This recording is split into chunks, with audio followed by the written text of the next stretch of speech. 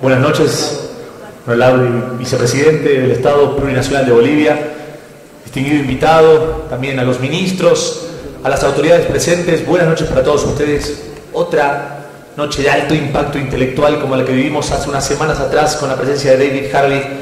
En este caso, un invitado de honor. Durante toda su vida, un hombre por demás comprometido con la lucha del pueblo español, doctor en Ciencias Políticas por la Universidad Complutense de Madrid y también catedrático en la misma casa de estudios. Pablo Iglesias representa una de las figuras emergentes de la política europea. Su fuerza política Podemos logró en tan solo 4 meses de existencia, lo voy a repetir, tan solo 4 meses de existencia, lograr 5 escaños en el Europarlamento. Merece un aplauso, claro que merece un aplauso, por supuesto.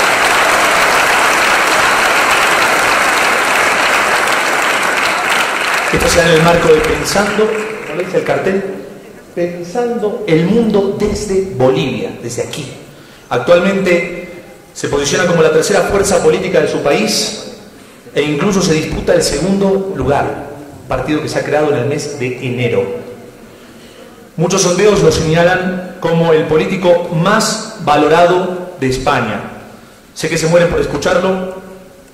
Pablo, esta es tu casa. Fuerte el aplauso para Pablo Iglesias.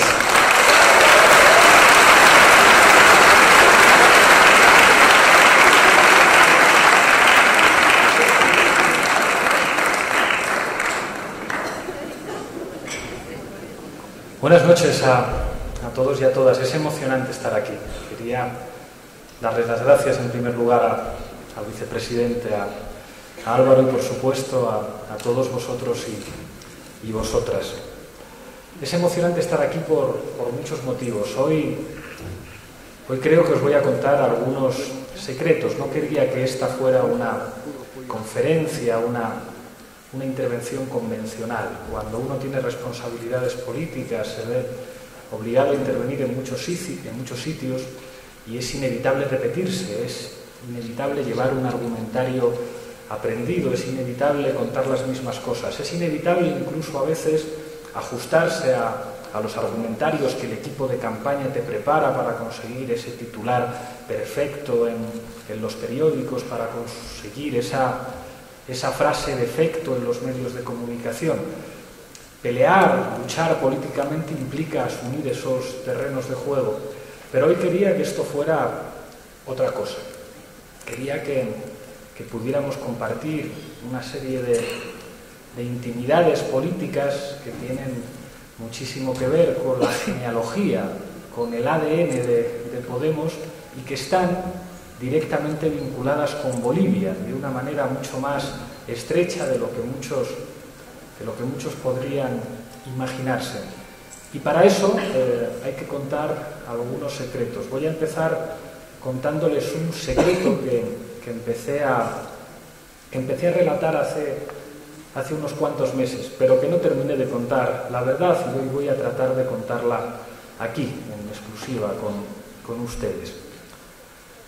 Corría más o menos el mes de febrero del año 2014 y me habían invitado a dar una conferencia con un compañero de un partido de izquierdas, un compañero de Izquierda Unida, que se llama Alberto Garzón y que es un gran compañero. Y él hablaba fundamentalmente de economía, porque es economista, yo hablaba de política, y en un momento determinado de la charla, de la conferencia, cuando el público empezó a hacer preguntas, alguien dijo, pero bueno, ¿cuál es la clave que les diferencia a ustedes? Porque ustedes van a competir en las elecciones europeas con fuerzas políticas distintas. Y yo allí me la jugué y fui muy arrogante. Dije, la diferencia fundamental es que nosotros sabemos cómo ganar. Decir eso en el mes de febrero, cuando nosotros todavía no entrábamos en ninguna encuesta, era arrogante. Estábamos hablando con una fuerza política con mucha historia, con porcentajes de voto muy respetables, y nosotros éramos apenas una hipótesis que además la mayoría se tomaba a risa. No solamente los enemigos de los sectores oligárquicos, de los sectores del poder, también en la izquierda nos tomaban a risa. ¿Cómo van ustedes a consolidar una marca política en tan pocos meses? Ustedes están locos si piensan que van a poder conseguir los 300.000 votos que hace falta para tener un eurodiputado. Conseguimos 1,2 millones de votos que se transformaron en 5 eurodiputados. Y allí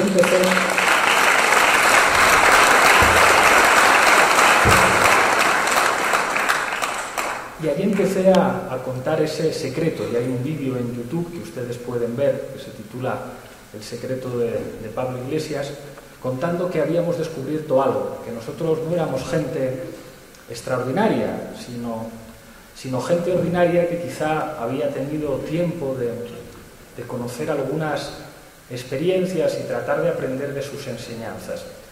Y recuerdo que expliqué en aquella charla que nosotros habíamos visto lo que había ocurrido en América Latina, que habíamos estado en Bolivia, que habíamos estado en Venezuela, que habíamos estado en Ecuador, y que habíamos visto que se puede ganar, que incluso después de la caída del muro de Berlín se puede ganar, que incluso después de una obra fundamental de Norberto Bobbio que se llama Destra e Sinistra, y que decía con razón, aunque reconocer esto sea enormemente amargo, que las nociones izquierda y derecha después de la caída del muro de Berlín adquieren un significado completamente distinto y en buena parte de los casos un significado que regala la victoria a los adversarios que están cercanos al poder. Y esto lo escribía con enorme lucidez un anticomunista de esos a los que hay que estudiar como Norberto Bobbio.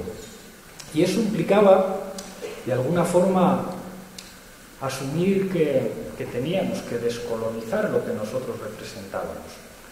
A nosotros nos había gustado siempre leer a Frantz Fanon y ese prólogo glorioso de Jean-Paul Sartre, Los condenados de la tierra, en el que dice a los europeos es Europa la que debe sacar de sus entrañas a ese colono que llevaremos. Eso ha tenido mucho que ver con la manera con la que los europeos se han relacionado con las áreas periféricas del sistema mundo, ¿no? Como dice Wallerstein o como decían los teóricos de la dependencia, también en la izquierda, y eso nos lo enseñó Frantz Fanon, fue extremadamente arrogante y extremadamente autosuficiente a la hora de extrapolar categorías sociales y concepciones que tenían que ver con un análisis de las sociedades y de las clases derivadas de la organización industrial en Europa, y pensar que esas maneras de entender la subjetivación política vinculadas a una serie de relaciones de clase se podía extrapolar tranquilamente a África y América Latina, y que el problema en última instancia para entender la transformación política era una cosa que se llama clase obrera industrial, que tiene como enemigo fundamental a una cosa que se llama burguesía y que se tiene que dotar de estructuras sindicales y de estructuras políticas, y que básicamente ya van a venir los marxistas europeos a explicarle a todo el mundo lo que hay que hacer. Y Fanon hablaba del lumpenproletariado como un sujeto de potencia revolucionaria difícil de entender para los europeos, y hablaba del papel crucial del campesinado en sociedades donde no se había producido la revolución industrial. Y los teóricos de la dependencia enseñaron que el subdesarrollo era la cara B del desarrollo de la economía mundo capitalista, y que por lo tanto las condiciones para la política en los países periféricos no podían ser equivalentes a la de los países centrales, y cómo los elementos étnicos son absolutamente cruciales a la hora de entender la liberación y las formas de subjetivación política, y cómo en última instancia los saberes europeos se tenían que contaminar de otros saberes y de otras condiciones particulares, también producto de los procesos históricos, también producto de eso que Harvey llama la construcción de diferencias como característica principal del capitalismo. El capitalismo construye diferencias, no construye realidades homogéneas. Y eso tenía mucha influencia para nosotros y nos hizo ver América Latina de otra forma. Recuerdo, en el mes de diciembre de 2005, yo estaba en Bolivia para para participar como un observador electoral en aquellas elecciones, y recuerdo una conversación a través de Messenger con Íñigo Errejón, que está por aquí y que ha sido nuestro responsable de campaña, y le contaba emocionado: digo, no te imaginas lo que está ocurriendo aquí, no te imaginas lo que está pasando, aquí están ganando los nuestros. Imaginad lo que representa la propia palabra ganar para un europeo. Después de la Segunda Guerra Mundial, en Europa occidental, las posibilidades de transformación política se cerraron para siempre. Imaginad lo que significaba que alguien como Enrico Berlinguer, el heredero del partido de Togliatti, el heredero del partido de Luigi Longo, llegara a afirmar, en un ejercicio de pragmatismo político sin precedentes, un tanto exagerado a mi juicio: me siento seguro bajo el paraguas de la OTAN, que era una manera de reconocer que la geopolítica derivada de la Guerra Fría implicaba que, bueno, esto está repartido por bloques, y si los comunistas italianos queremos llegar al poder, tenemos que asumir que nos ha tocado en uno de los bloques y asumir todas las reglas derivadas de aquello. Y ni siquiera esos comunistas italianos, que llegaron a ser la segunda fuerza en su país, que llegaron a ganar unas elecciones europeas, que controlaban los principales gobiernos regionales, buena parte de las principales alcaldías, que tenían como referencias fundamentales a buena parte de la intelectualidad italiana que estaba vinculada al Partido Comunista, ni siquiera ellos pudieron ganar y terminaron convertidos, después de la famosa esvolta de Arquilio Queto, en una cosa que se llamaba Partido Democrático de la Izquierda, después sencillamente Partido Democrático, y ahora en una cosa que es la nada política y que encabeza un señor democristiano que se llama Matteo Renzi, y que se ha convertido en la referencia fundamental de los despistados, perdidos, asustados, anonadados socialistas españoles. El otro día me comentaba, off the record, un periodista español, que la clave fundamental por la cual el líder de los socialistas españoles nos ataca tanto, nos ataca con un lenguaje propio de la extrema derecha, nos dice: esos populistas de Podemos que quieren construir una dictadura como la de Venezuela. Y yo decía, no me puedo creer que el secretario general de un partido que se llama socialista pueda hablar en esos términos. Pero este periodista me explicaba: es que eso es lo que le ha dicho Renzi que tiene que hacer. Y eso revela en lo que se ha convertido Europa y en lo que se han convertido los partidos políticos derivados de las tradiciones del movimiento obrero. Imaginaos lo que significaba en el año 2005 que yo le dijera, a través de un servicio de comunicación de chat que los jóvenes de la generación Evo seguramente ya ni conocen, que se llamaba Messenger y era muy popular en aquellos momentos. Imaginad lo que significaba decir: aquí estamos ganando nosotros. Y ese ganando nosotros a lo mejor no tenía las simbologías, los colores, las tradiciones, los estilos de la izquierda. Tenía una serie de elementos nuevos en un contexto completamente nuevo. La izquierda europea sigue empeñándose en entender lo que ha ocurrido en América Latina en los últimos 15 años como algo demasiado simplificado. Han ganado partidos políticos de izquierdas en América Latina en los últimos 15 años.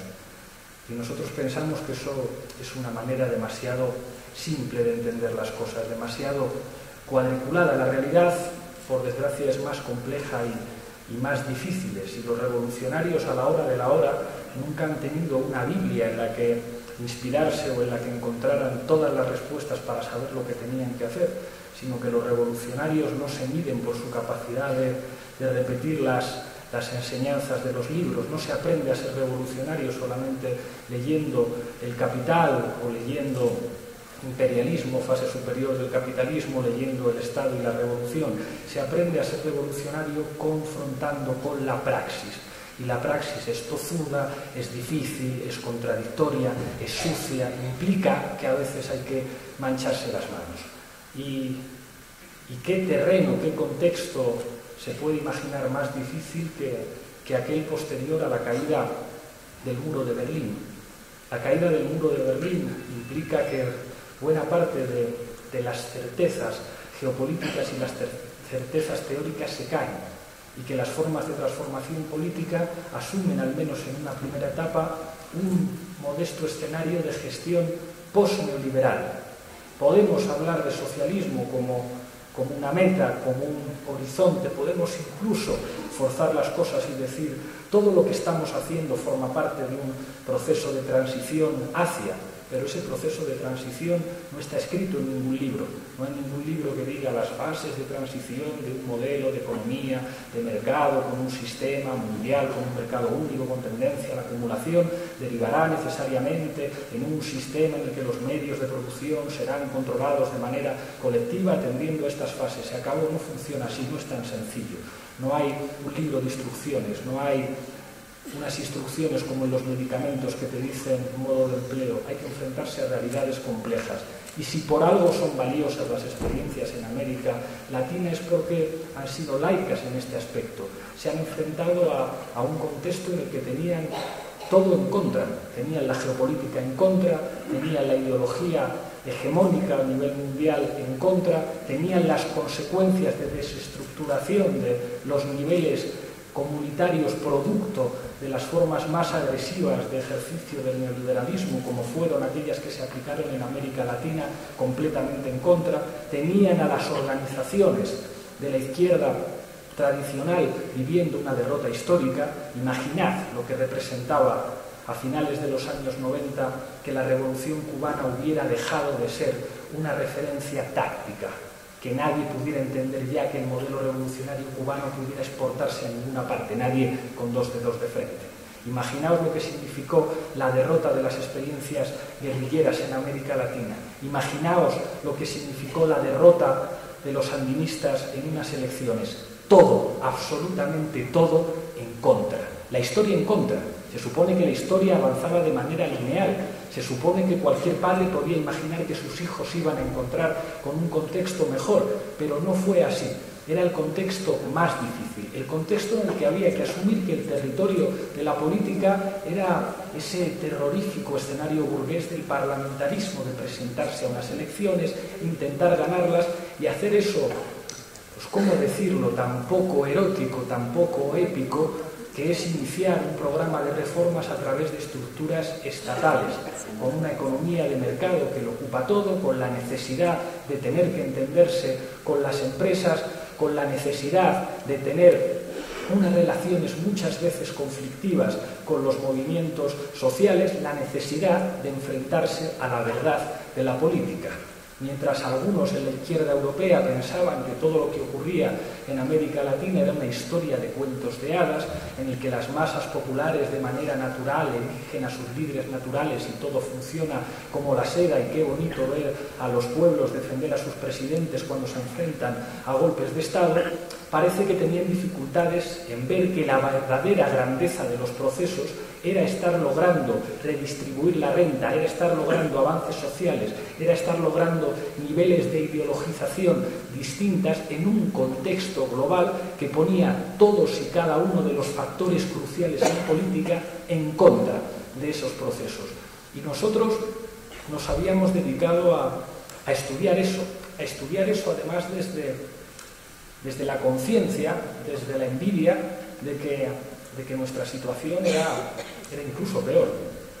Es verdad que en Europa, incluso en Europa del Sur, se disfrutaba de sistemas de bienestar social desconocidos en América Latina.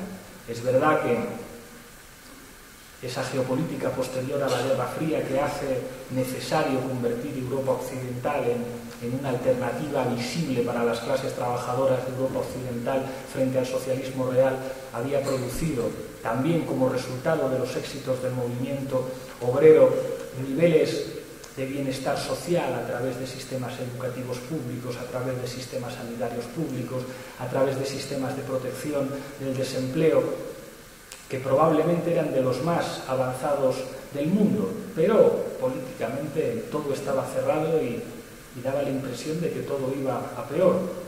Aquel Partido Comunista Italiano que todavía a finales de los años 70 soñaba con el poder, incluso soñaba con compartirlo con la democracia cristiana a través de esa creación, de ese concepto de compromiso histórico, convencidos quizá en su arrogancia que contar con el apoyo de los intelectuales les hacía dueños y señores de la cultura, no percibieron que también el neoliberalismo no solamente construía políticas públicas que se traducían en privatizaciones, que se traducían en un empoderamiento paulatino de las finanzas, que se traducían en victorias sobre el movimiento obrero, sino que también implicaba formas de pensar diferentes.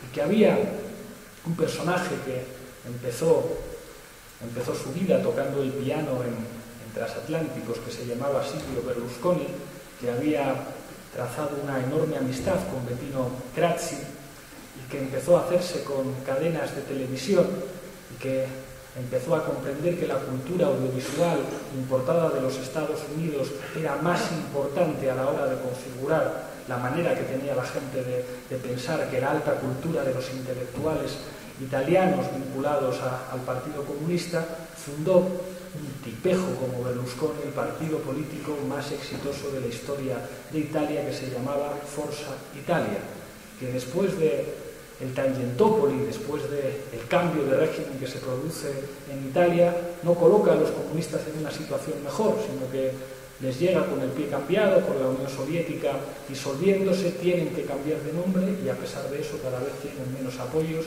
Y vemos que en Italia gobierna un hombre de negocios que se presentó a las elecciones básicamente para protegerse ante los tribunales. Decían los marxistas que el Estado es ese instrumento que permite a la clase económicamente dominante convertirse en clase políticamente dominante. Esto puede ser básicamente cierto, aunque el Estado también sea el escenario que permite cristalizar en términos jurídicos las conquistas sociales de los sectores subalternos, pero ya ver al propietario de un imperio de televisiones y de editoriales en Italia como presidente del Consiglio era algo llamativo en esa Europa democrática. Esa Europa que se asumió a sí misma como un espacio político privilegiado no tiene su origen solamente o fundamentalmente en los sueños de una suerte de federalistas europeos muy preocupados porque no se repitieran las guerras mundiales, sino en intereses políticos, económicos y geoestratégicos muy concretos. Los franceses querían asegurarse la hegemonía sobre Alemania, al mismo tiempo que disfrutar del potencial económico alemán. Los alemanes querían al mismo tiempo volver a ser integrados en un club, y los Estados Unidos querían evidentemente un bloque político y militar de contención frente a la Unión Soviética. Pero incluso en esa Europa en la que De Gaulle, que era de derechas pero era un patriota, tenía claro que nunca el Reino Unido podría entrar en esa Europa, había sistemas de protección social.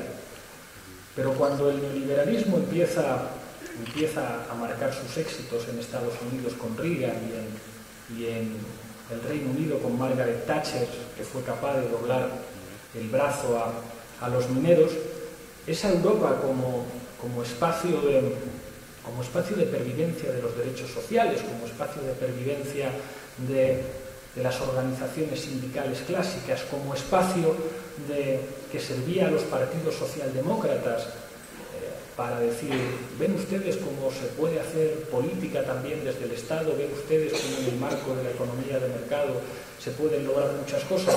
Empezaba a caerse poco a poco, y después de la caída del muro de Berlín y la reunificación alemana, pues ¿para qué queremos más? Perry Anderson define esa Europa como la Europa que le hubiera gustado a Hayek, una Europa con una institucionalidad mínima, con un Banco Central Europeo independiente, con un tratado de Maastricht en el que los estados ceden nada más y nada menos que su soberanía monetaria, como el terreno ideal del Estado mínimo y del funcionamiento libre de las finanzas, y con una geopolítica en la que en última instancia ningún Estado es independiente para hacer políticas que puedan contradecir lo que se está planteando desde las instancias de poder europeo, no sometidas a ningún tipo de control democrático. Ese era nuestro contexto. Si el contexto de la izquierda latinoamericana era difícil, si el contexto de aquellos que querían una transformación política en América Latina era difícil, imagínense lo que representaba para nosotros en el año 2002, 2003, 2004, 2005, 2006, ser ciudadanos en un país de la Europa del Sur. Era algo tremendamente triste. Veíamos lo que ocurría en América Latina con muchísima envidia. y teníamos la sensación de que era muy difícil que se produjera en nuestros países una situación similar, una situación de crisis de régimen, que eso es lo que ocurrió en Venezuela, lo que ocurrió en Bolivia y lo que ocurrió en Ecuador, por la incapacidad que tuvo el neoliberalismo de construir sociedades viables. La destrucción que produjo la aplicación de políticas neoliberales en la región abrió la oportunidad de que surgieran formas de empoderamiento popular que dijeran: hasta aquí hemos llegado, esto no puede ser, esto no puede ser. Y esto se manifiesta en expresiones, digamos, más espectaculares. Estoy pensando en el Caracazo, estoy pensando en la guerra del gas o en la guerra del agua en Bolivia, pero también se manifiesta en un subsuelo de la política que hace que las organizaciones políticas que han sido el eje vertebrador de los sistemas políticos se degraden. La primera vez que viajé a Bolivia iba leyendo en el avión un libro de un famosísimo politólogo español que se llama Manuel Alcántara, que definía a Bolivia como el país latinoamericano con un sistema de partidos más estable. Y no estaba escrito hacía mucho. Claro, esto es lo que pasa cuando la politología hace exclusivamente análisis de superficie y no se ocupa de otras cosas. Pues llegar a Bolivia en el mes de diciembre de 2005 leyendo un prestigioso manual que te dice que el de Bolivia era un sistema de partidos estable es algo sin duda llamativo. Pero en cualquier caso nosotros veíamos que era muy difícil que algo parecido a eso ocurriera en nuestros países, pero terminó ocurriendo. La crisis de todas las crisis, esa crisis que empieza en 2007 y que David Harvey ha analizado muy bien, no solamente supuso que en Estados Unidos los poderes financieros dieran un golpe de Estado para rescatar en última instancia a Goldman Sachs y a Lehman Brothers, no solamente puso sobre la mesa hasta qué punto los poderes financieros en Estados Unidos son los que manejan las riendas del gobierno, no solamente sirvió para que algunos dirigentes mundiales lloraran lágrimas de cocodrilo y dijeran que hay que refundar el capitalismo y que hay que corregir los abusos de los bancos y de los poderes financieros, no solamente implicó, digamos, una nueva excusa para que los académicos utilizaran fórmulas efectistas. La quiebra de Lehman Brothers es el equivalente respecto al neoliberalismo que la caída del muro de Berlín respecto al socialismo real. Estas cosas que escriben y que pesan mucho, pero no dejan de ser llamadas efectistas. Sirvió para crear en los países del sur de Europa situaciones de crisis de régimen, de crisis de la gobernanza europea, de crisis de estabilidad. Abrió una suerte de estructuras de oportunidad política para el cambio. Y aquí es donde nos encontramos con, de nuevo, el problema de la izquierda. Yo publicaré un libro en las próximas semanas en el que digo en el prólogo algo muy provocador. La clave para entender el éxito del fenómeno Podemos es que hicimos exactamente lo que la izquierda no se hubiera atrevido a hacer. Y la izquierda está, muchísimas gracias, en nuestro ADN político. Yo me considero marxista, soy nieto de un combatiente de la Guerra Civil Española, represaliado, condenado a muerte, con una pena conmutada por 30 años de prisión, varios años en la cárcel. Mi padre estuvo en la cárcel, siempre militado en la izquierda. La izquierda forma parte de mi ADN y del ADN de los principales compañeros que sacamos adelante este proyecto, pero quisimos ser laicos y decir, nos da la impresión de que la izquierda en nuestro país y probablemente en Europa está teniendo dificultades para estar a la altura de las posibilidades que se están abriendo. Durante muchísimo tiempo, incluso diría que hasta el mes de diciembre del año pasado, nosotros asumíamos que ese era el espacio político en el que había que trabajar, que había que decir, bueno, pues tendremos que convencer a algunos dirigentes de la izquierda de que lo están haciendo mal, de que quizá deberían leer lo que ha ocurrido en América Latina de otra manera, que quizá debieran entender que ese escenario de la política dividido entre izquierda y derecha hace que las cartas estén marcadas y que siempre gane el enemigo, y que hacer política es también ser capaz de mover, ser capaces de rearticular, de redefinir el terreno de juego para construir mayorías sociales, porque no estamos en política para lanzar mensajes a nuestra parroquia de referencia, sino para crear contradicciones en el adversario. Hacer política no es regalar los oídos de tus simpatizantes, de tus militantes, de la gente que está contigo. Hacer política es crear contradicciones en tus adversarios políticos. Y ahí tratamos de lanzarnos en un contexto en el que esa crisis de gobernabilidad en Europa se había traducido en nuestro país en una crisis de régimen. En España, después de la dictadura de Franco, hubo una transición política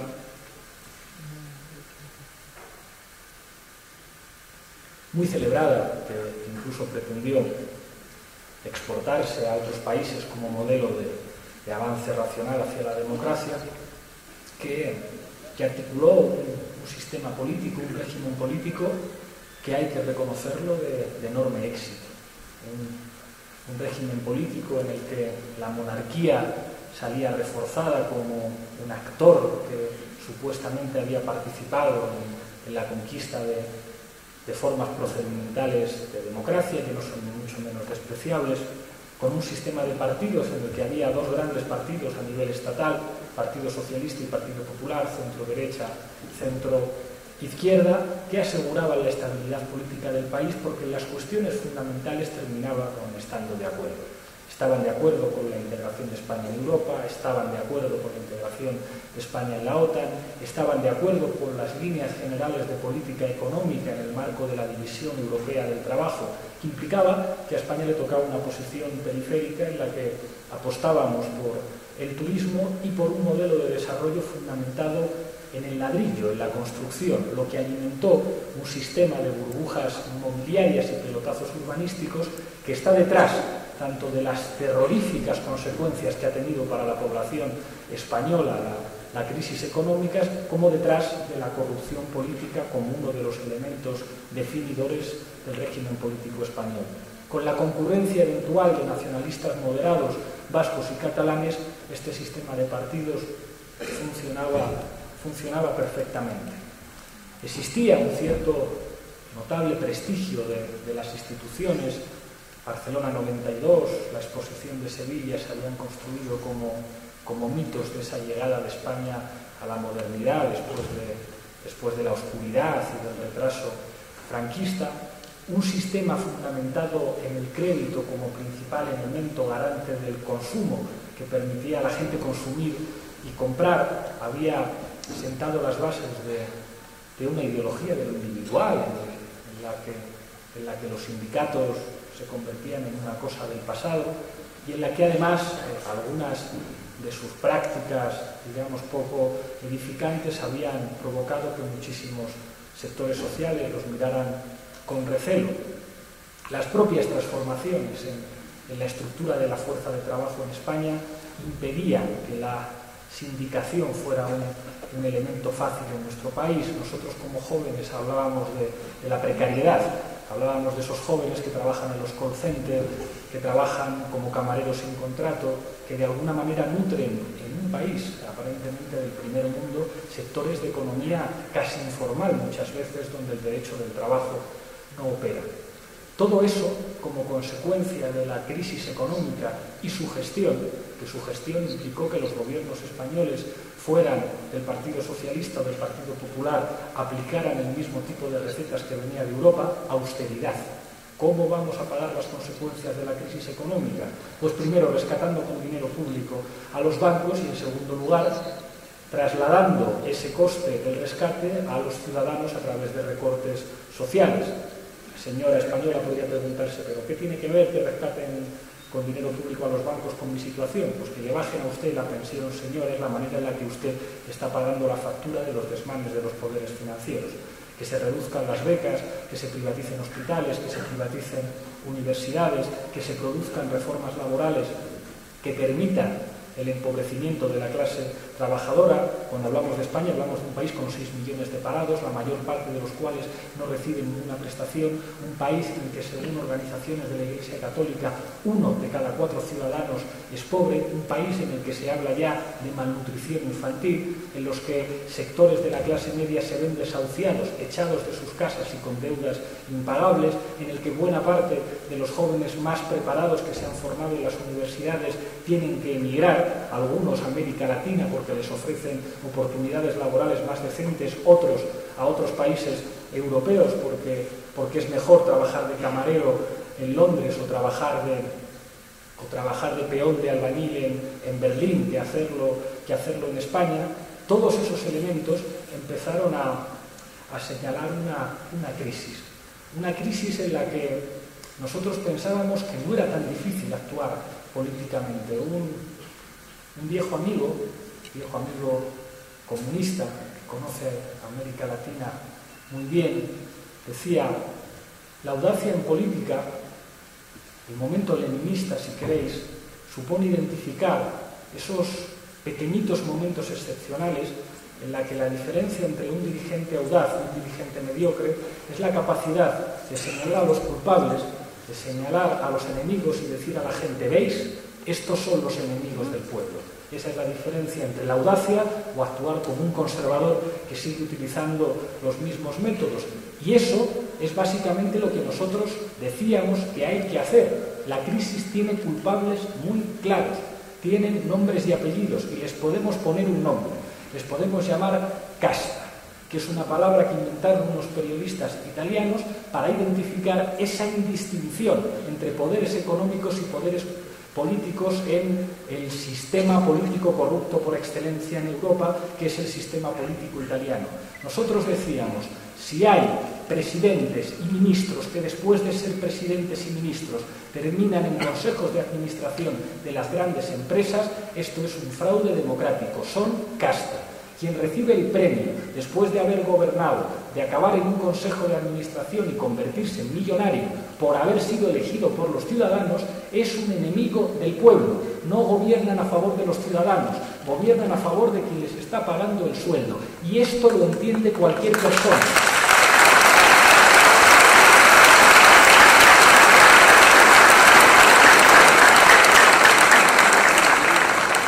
Esto lo entiende cualquier persona, sea de izquierdas o proceda de los valores de la derecha, porque los momentos de excepcionalidad son aquellos que permiten empujar las contradicciones del adversario. Cuando se produce una crisis que provoca injusticias que son palpables por todo el mundo, son los momentos en los que a la gente que procede de valores conservadores la crisis también les duele y les afecta. A la gente de derechas tampoco le gusta que le roben. A la gente de derechas tampoco le gusta que le tomen el pelo, no le gusta que los ricos no paguen impuestos. Era tan sencillo como señalar a los culpables, como decir que en España, al tiempo que aumentaban las desigualdades, al tiempo que los trabajadores disminuían su poder adquisitivo, los beneficios de las grandes empresas aumentaban. Los sueldos de los altos ejecutivos aumentaban.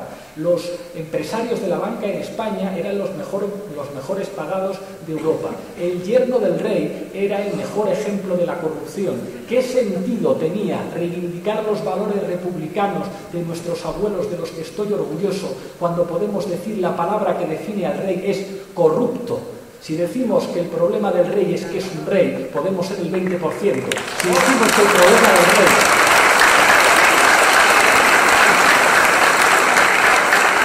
es un ejemplo de corrupción, entonces a lo mejor podemos ser el 70%. Era tan sencillo como eso. Hay dos elementos que establecen esa estructura de oportunidad sobre la que nosotros queríamos intervenir. Uno es el 15M, el movimiento de los indignados. El movimiento de los indignados no es importante solamente porque aparezcan mucha gente, sobre todo mucha gente joven en las principales plazas, sino porque era un movimiento laico. En el 15M había una discusión sobre si era un movimiento de izquierdas o no lo era. Es evidente que la gente de izquierdas estaba en la calle, porque eso está en nuestro ADN político. Pero el 15M era algo mucho más importante que eso.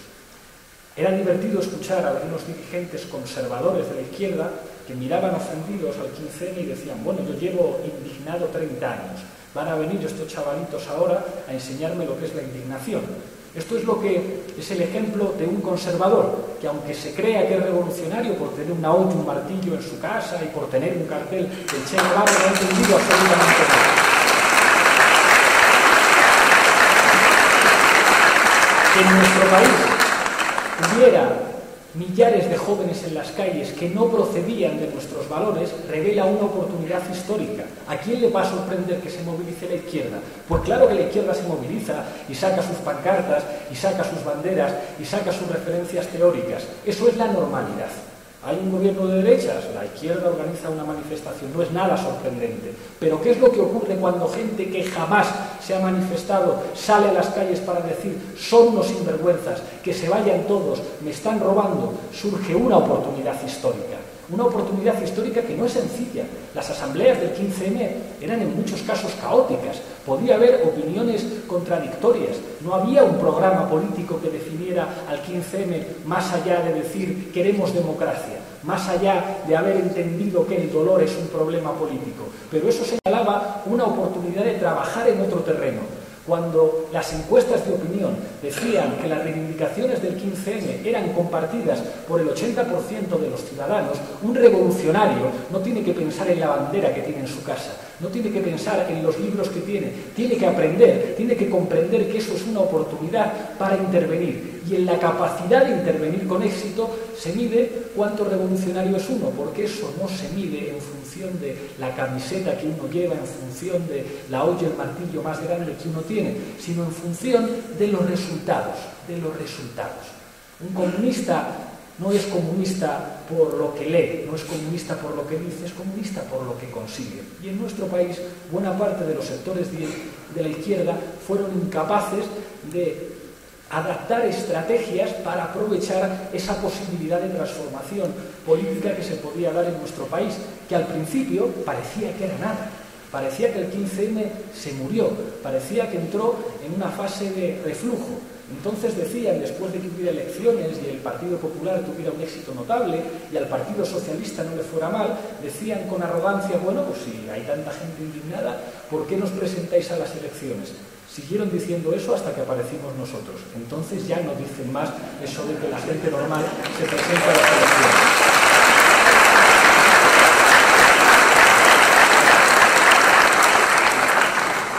Había otro elemento absolutamente crucial. La posibilidad de que funcionara el sistema de la alternancia. Tony Negri señalaba con una lucidez magnífica que no es verdad eso de que los partidos socialdemócratas y los partidos conservadores fueran exactamente igual. No es verdad. En la izquierda muchas veces hemos mirado con una arrogancia demasiado mecanicista la manera en la que se organizaban los sistemas políticos y hay que ser humilde a la hora de reconocer los éxitos del adversario también. Del mismo modo que los países del este fracasaron en sus sistemas políticos, porque no es bonito vivir en un sitio en el que no se puede votar, en el que no se puede elegir entre diferentes opciones, algunos países capitalistas triunfaron a la hora de crear formas multipartidistas que operaban, y eso es un éxito que hay que reconocerles, y no eran exactamente iguales. Podían estar de acuerdo en cuestiones estratégicas fundamentales, pero es verdad que las fuerzas socialdemócratas hacían políticas más sociales, eran más permisivos con los derechos civiles, tenían una relación diferente con los sindicatos, tenían una suerte de sociedad civil vinculada al asociacionismo obrero, mientras que las fuerzas conservadoras estaban mejor relacionadas con el tejido empresarial, eran más conservadoras en lo ideológico, podían apostar más por las privatizaciones, aunque estaban dispuestos a transar también con las organizaciones de los trabajadores. Una de las consecuencias fundamentales, dice Negri, del éxito del neoliberalismo es que la socialdemocracia se queda sin espacio para distinguirse. No pueden distinguirse. Cada vez que debato con un dirigente del Partido Socialista, inicialmente me dice que está completamente de acuerdo con lo que digo y entonces le pregunto, ¿y por qué reformasteis la Constitución con el Partido Popular para cambiar el artículo 135 de la Constitución para establecer el techo de déficit? ¿Por qué habéis hecho reformas laborales iguales? Y cuando digo iguales es porque habéis merecido, tanto unos como otros, contestaciones en forma de huelgas generales. ¿Por qué en Europa votáis el 80% de las veces juntos? ¿Por qué en política internacional estáis de acuerdo en todo? ¿Por qué ¿por qué sois tan parecidos? Y es porque una de las consecuencias del éxito del neoliberalismo es que se han quedado sin espacio. No pueden distinguirse. Se pueden distinguir en cuestiones que tienen que ver con los derechos civiles, con cuestiones que tienen que ver con la sensibilidad ante las libertades sexuales, en detalles, en pequeños detalles. Se han quedado sin espacio para gobernar y eso abre una oportunidad. Recuerdo en el mes de febrero de 2006, la primera vez que conocía a Álvaro y al presidente Evo Morales, Evo nos preguntaba, nos decía: ¿Zapatero es más de izquierdas que Felipe González? Y la respuesta justa hubiera sido: a él le gustaría ser más de izquierdas de Felipe González. Felipe González no tiene ningún complejo. Es decir, yo soy amigo de Carlos Slim, estoy contra todos los populismos latinoamericanos, pude volar a la cúpula de ETA en Vidar, y lo digo, y estoy en consejos de administración, y estoy orgulloso, no tiene ningún complejo. Seguro que a Zapatero le hubiera gustado ser otra cosa. Intentó colocando a Moratinos como responsable de su política exterior, que era otra cosa. Tuvo un gesto en Irak para inmediatamente después compensarlo llevando todavía más tropas en Afganistán, pero no pudo ser distinto. Cuando llegó la crisis económica tuvo que hacer lo que cualquier dirigente de un partido socialista en Europa tiene que hacer. ¿El qué? Exactamente lo mismo que la derecha. Y cuando digo esto no es una manera de construir un chivo expiatorio, decir que los socialistas son traidores, es que se han quedado sin espacio político. Y eso abre el terreno de que el cambio es posible. Ese cambio no tiene por qué necesariamente ser en una dirección progresista, y eso Europa lo está demostrando, pero ese cambio implica por lo menos dos cosas. Una, soberanía. Dos, la geopolítica vuelve a ser un elemento que empieza a volver a definir las condiciones de posibilidad de que en el mundo pase algo. ¿Qué significa decir soberanía? El Estado. El Estado siempre vuelve. En esto he cambiado mi manera de pensar respecto a lo que decían Negri y Hart hace unos cuantos años, que se había construido una suerte de soberanía imperial que había hecho que el Estado de alguna manera delegara, derivara todas sus atribuciones soberanas. Es indudable que hay instituciones globales que asumen un poder soberano enorme, el Fondo Monetario Internacional, el Banco Mundial, la Organización Mundial del Comercio, pero el Estado sigue siendo un escenario absolutamente ineludible para la política. Y cuando se producen situaciones de crisis, la reivindicación del Estado y de la soberanía, la reivindicación de ese instrumento político crucial, que fue el instrumento político crucial incluso para los procesos de transformación que se planteaban como elemento fundamental en el horizonte de la destrucción del Estado. El Estado, como decíamos antes, citando a Engels, es el escenario que convierte a la clase económicamente dominante en políticamente dominante.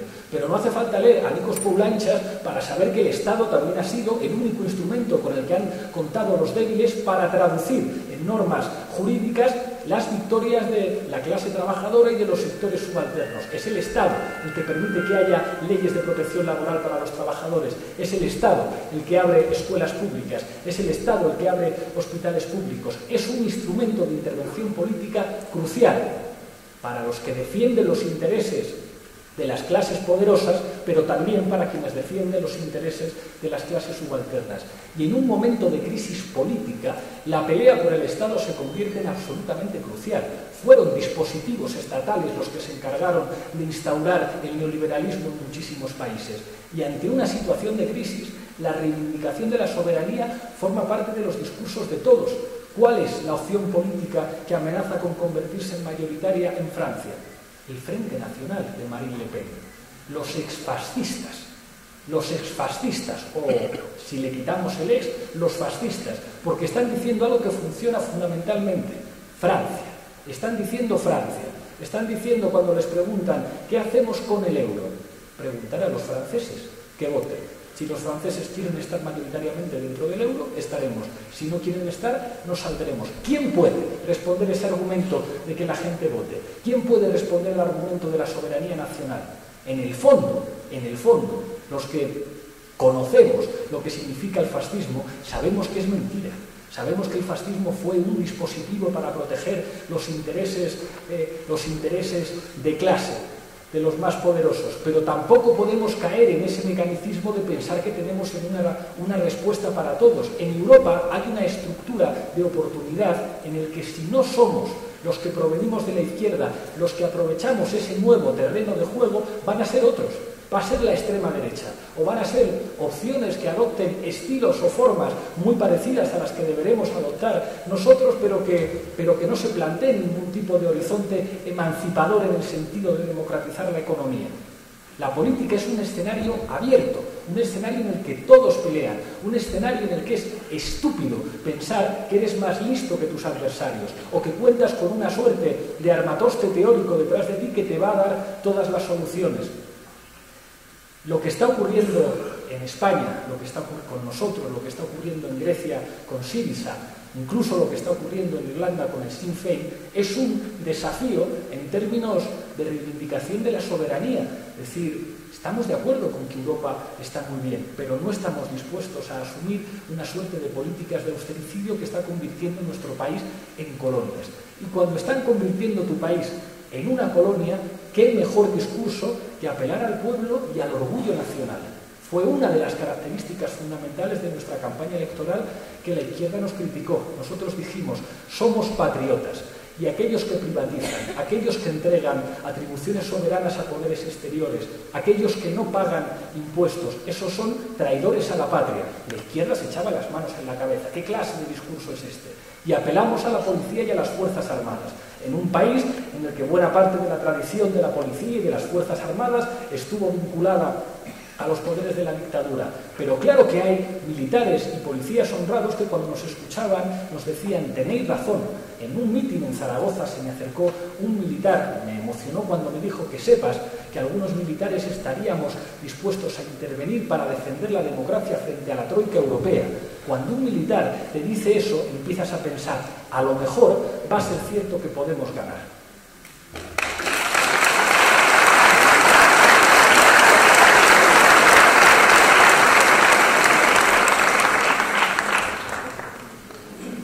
Pero seguro que os preguntaréis, claro, pero ¿cómo conseguisteis que se os conociera? Porque el diagnóstico ya lo teníamos hecho hace muchísimo tiempo, pero no teníamos partido. Éramos un grupo de gente muy vinculados a la universidad, al activismo político, pero éramos muy poquitos, no teníamos partido. Partimos de asumir un escenario político que quizá la izquierda tampoco supo ver. Siempre que me preguntan por la militancia de la gente, yo no sé esto cómo operará en Bolivia, yo digo que la gente no milita en los partidos políticos, sino que la gente milita en los medios de comunicación. En España, en función del periódico que lleva debajo del brazo un ciudadano, puedes deducir lo que piensa sobre muchas cosas. Si lleva un periódico monárquico, si lleva un periódico de extrema derecha, si lleva un periódico supuestamente progresista. Y del mismo modo que la gente define sus maneras de pensar leyendo los periódicos o escuchando la emisora de radio de la Conferencia Episcopal o la emisora de radio del Grupo Prisa o la emisora de radio estatal, del mismo modo que las pertenencias políticas se definen en esa clave, los medios de comunicación, los programas de debate político se han convertido en los verdaderos parlamentos.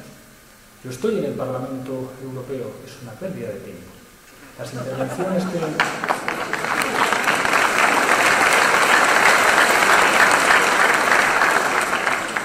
Yo intervengo en comisiones, intervengo en el Pleno, estoy bien situado en el ranking que se establece de trabajo de los eurodiputados, soy uno de los que más trabaja, pero cada vez que intervengo en el Pleno, cada vez que intervengo en una comisión, sé que lo más importante no es el debate que voy a tener con mis colegas eurodiputados allí, básicamente porque lo más probable es que ninguno me responda, porque el propio sistema de orden de los turnos hace que nunca se responda directamente a las preguntas que se hacen y que nunca haya un debate. Sé que lo más importante es que esa intervención mía se grabe en vídeo y después suba a YouTube y a partir de la viralidad de las redes sociales lo pueda escuchar la gente normal. Eso es mucho más importante que el hecho de que el presidente del Parlamento Europeo tome nota de lo que he dicho. Y nos dimos cuenta de que las tertulias de la televisión, los programas de debate político, eran los escenarios de confrontación política que servían para que la gente construyera sus opiniones. Claro, al principio nosotros no podíamos entrar ahí e hicimos nuestro propio programa de televisión, de una manera muy precaria al principio, en una televisión local, sin ningún dinero, pero empezó a funcionar. Y no empezó a funcionar porque se viera, porque la gente lo viera en la televisión, que se podía ver, sino porque empezó a funcionar a través de las redes sociales e internet, y nos sirvió como entrenamiento. Los que empezamos a trabajar haciendo la tuerca, aprendimos a discutir. Aprendimos que nuestro lenguaje que traíamos de la universidad no funcionaba para la comunicación política, que teníamos que hablar de otra manera, que teníamos que simplificar, que teníamos que aprender a que lo que decíamos era de alguna manera útil. Procedíamos de ambientes universitarios en los que, con esa vocación que siempre tuvimos, muy a lo Falsborda, ¿no? de entender que nuestro trabajo como investigadores o como profesores tenía que ponerse al servicio de la gente, enormemente frustrados por los formatos académicos, que rara vez atraían a muchos estudiantes y que solían ser percibidos con cierta distancia, con cierto aburrimiento por parte de la gente. La cultura audiovisual había quedado eso. Después de que existan directores como Tarantino, es muy difícil que la gente asuma una conferencia como esta de tanto rato que estoy dando yo. La gente está acostumbrada a que pasen cosas. Lo audiovisual se ha convertido en el instrumento de socialización política crucial.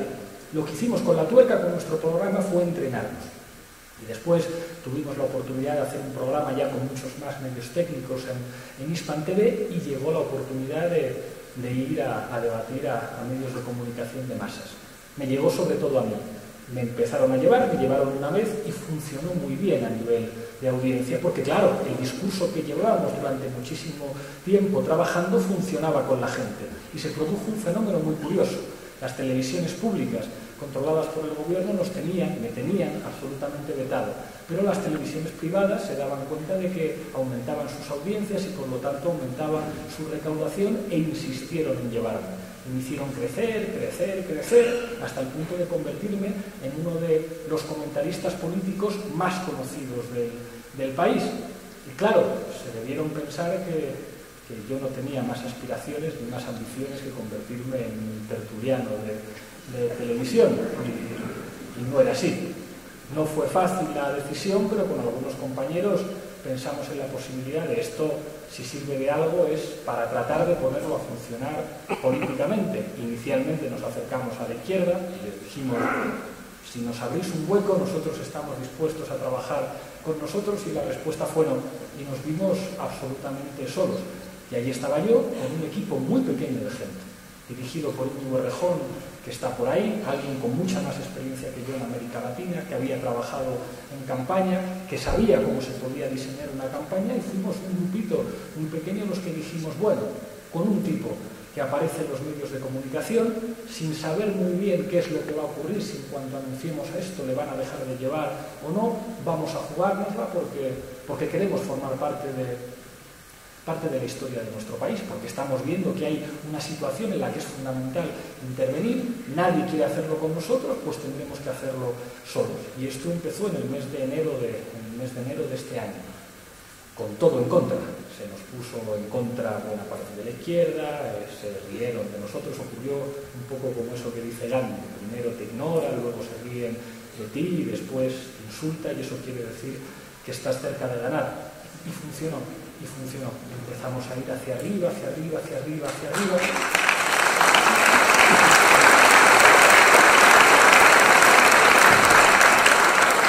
Y fuimos la sorpresa de la noche electoral. 1,2 millones de votos, 5 eurodiputados, cuarta fuerza y tercera fuerza en lugares fundamentales como Madrid. Y la cosa no se acabó allí, porque siguieron haciendo estudios de opinión. Algunos los publicaron, nos situaban como tercera fuerza, con mucha diferencia ya respecto a la cuarta, e incluso algunos como segunda fuerza política por encima del Partido Socialista. Algunos estudios de opinión no se llegaron a publicar y nos los filtraron algunos de sus autores, y nos hemos colocado en una posición en la que ya hemos alterado el mapa político de nuestro país, en el que esa gobernabilidad fundamentada en los partidos turnantes ya no puede operar, y en la que nos enfrentamos a un enorme desafío.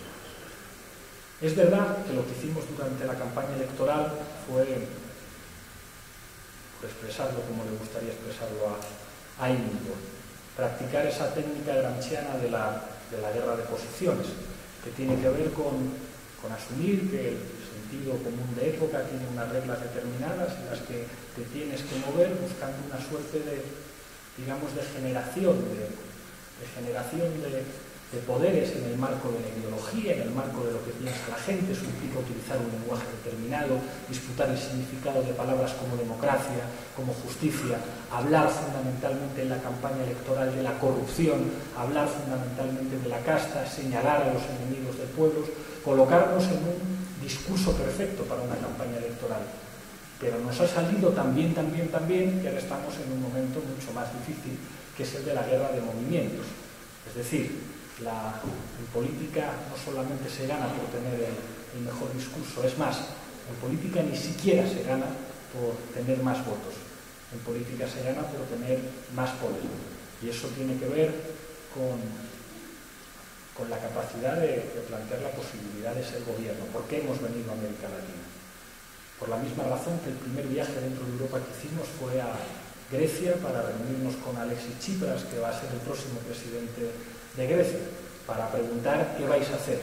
Nosotros sabemos cómo hacer una campaña electoral, sabemos cómo ganar unas elecciones, pero queremos también asumir un escenario en el que a la hora de ser gobierno tenemos que tener claro lo que tenemos que hacer cuando vamos a tener a todos los poderes financieros europeos, a buena parte de los aparatos del Estado, a buena parte de los poderes oligárquicos de nuestro país en contra.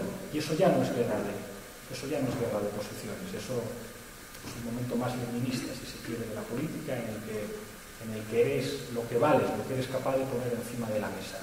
En un momento, además, en el que los movimientos sociales no están en una posición de flujo, sino de reflujo, en el que la voluntad mayoritaria de la gente por el cambio no se tiene por qué traducir inmediatamente en una movilización social de defensa de un gobierno popular. Estamos en un momento en el que la experiencia de los 1000 días de Allende se convierte en una referencia muy seria. No podemos fallar. Si ganamos no podemos fallar. No se lo podemos poner fácil al enemigo. Y los ataques son enormes. Los ataques dicen, sí, vosotros tenéis razón, pero seríais incapaces de aplicar un programa económico. Llevaríais este país al desastre inmediatamente. Se terminaría la inversión extranjera, las empresas se irían, habría un corralito inmediatamente, sería un colapso y además actuaríais de manera autoritaria. Revertir eso no solamente es una cuestión discursiva, por eso estamos en América Latina, porque América Latina en los últimos 10 años, Bolivia, por ejemplo, es un ejemplo de lo contrario, de que se pueden hacer políticas económicas para incentivar la demanda interna, que las nacionalizaciones han sido exitosas, que el control político de los recursos estratégicos funciona para mejorar el nivel de vida de la gente, que en tan solo 9 años de gobierno los bolivianos viven muchísimo mejor que antes, y que eso se prueba cada vez que les llega a votar.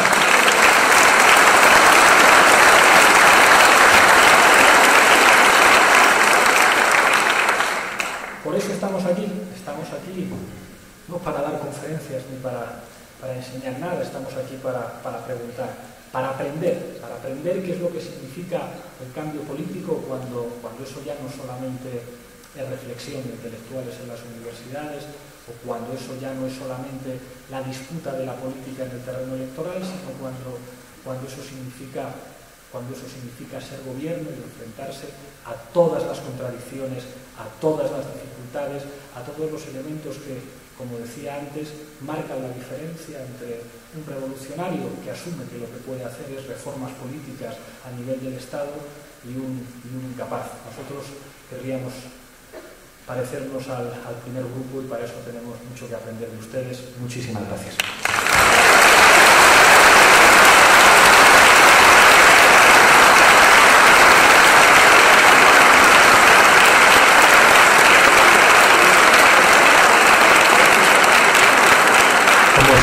Ceder la palabra ahora al vicepresidente del Estado Plurinacional de Bolivia, Álvaro García Linera. Fuerte el aplauso.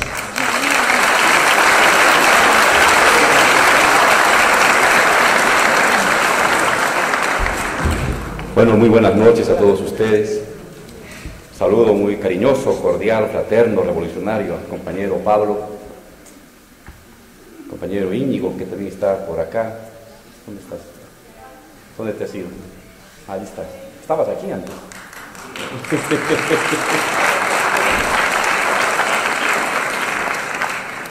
Voy a ser breve, no corresponde dar discursos, simplemente celebrar la presencia de ustedes, Pablo, acá, celebrar la existencia de ustedes allá en Europa. Europa se nos presenta como un continente cansado, agotado de ideas, agotado en su ímpetu y espíritu que alumbró buena parte del siglo XX. Muchos latinoamericanos de las universidades hemos bebido en nuestra formación de izquierda de lo que se hacía en Europa. Pero las últimas décadas no cabe duda de que ahí ya no hay fuerza, no hay vitalidad, y como tú muy bien decías, se presenta una izquierda no solamente que no puede ya diferenciarse de la derecha, sino una izquierda que ha defraudado a la gente, que ha frustrado a la gente. Y si bien existía una izquierda alternativa, era una izquierda acomplejada.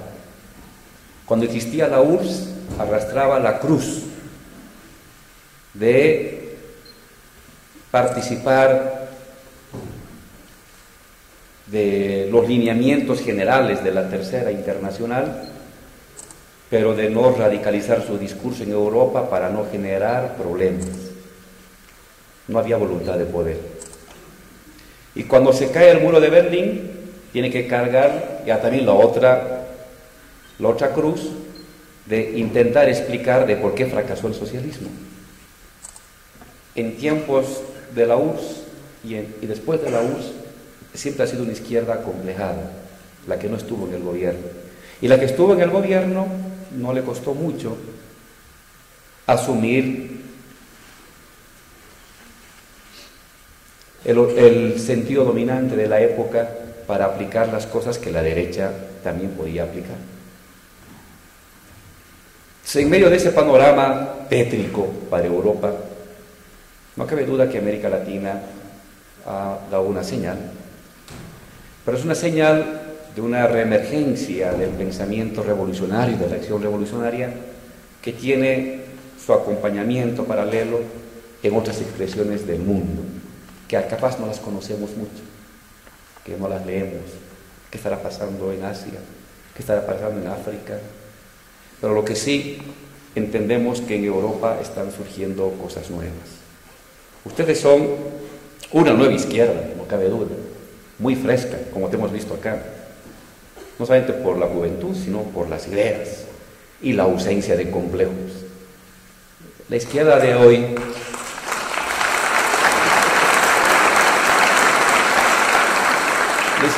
no se arrepiente de lo que pasó en la URSS y de su fracaso.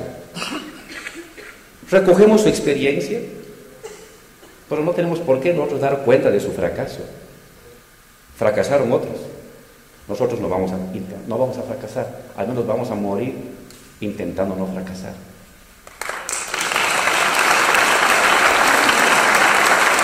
Por eso oírte es muy, muy lindo, oírte a ustedes, verlos a ustedes en sus luchas, de un pequeño núcleo de jóvenes, cómo se han ido expandiendo. Cuando yo te oía hablar de tu papel en la televisión, yo también cuando tenía menos canas y tenía pelo largo, no tan largo como el tuyo, también tuve yo mi pelo largo, no creas. Yo también le metí a la tele, ¿no? Y recordaba siempre la fuerza de Lenin, que decía, Lenin, la importancia que le daba al periódico. Era un tiempo en que no había ni la radio, recién estaba surgiendo, y no había televisión. Y siempre yo deducía que si Lenin estuviera vivo, lo primero que tendría era un canal de televisión, clandestino, por supuesto, moviéndose por los barrios, porque la imagen televisiva y la imagen radial son muy importantes en la construcción de sentido común, ¿no? Y claro, ¿qué es lo que quiere un revolucionario ante todo? Que sus ideas, que lo que ha reflexionado y lo que construye colectivamente vayan direccionando el sentido común de la sociedad. En el fondo la lucha política es eso, es la lucha por los sentidos comunes, es la lucha por las ideas fuerza. Y cuando esas ideas fuerza se vuelven materia, eres poder estatal. Pero previamente está la lucha por las ideas. Ahora, no es que se trata de que uno se invente. En Bolivia no tuvimos que inventarnos nada. No surgió en la universidad ni en un centro de investigación las ideas fuerza. Surgieron de las acciones colectivas. Nacionalización, gobierno indígena, asamblea constituyente. No emergieron en ningún momento ni de partidos ni de seminarios. Emergieron de la lucha, de la resistencia y del dolor colectivo. El dolor fue una partera de ideas aquí en Bolivia.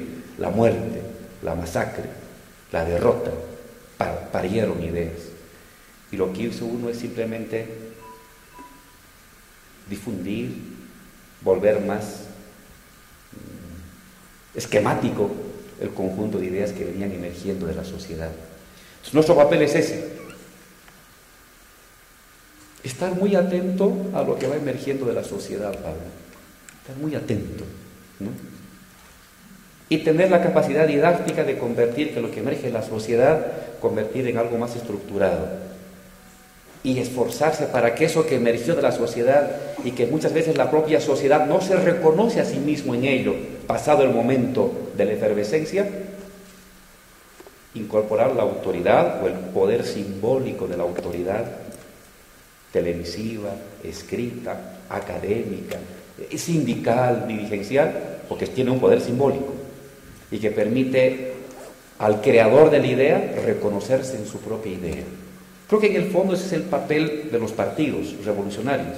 No es inventarse nada, sino contribuir con su poder simbólico, sindical, académico, institucional, ayudar a que la gente se reconozca en lo que ella misma creó, en lo que ella misma postuló.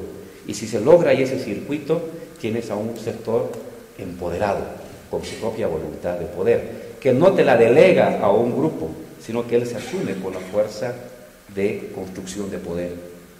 Por eso, Pablo, decirles, sigan adelante, la cosa es complicada, no hay modelos a imitar, no hay recetario, no hay historia lineal.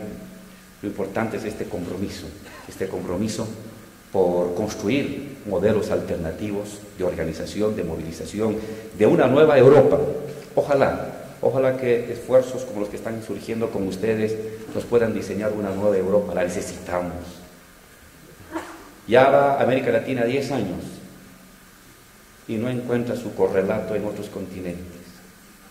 De no haber apoyo en otros continentes, puede venir una oleada conservadora en el continente latinoamericano. Sería terrible, porque así son los procesos. Si una iniciativa no se globaliza, la globalización te globaliza y te digiere y te tritura.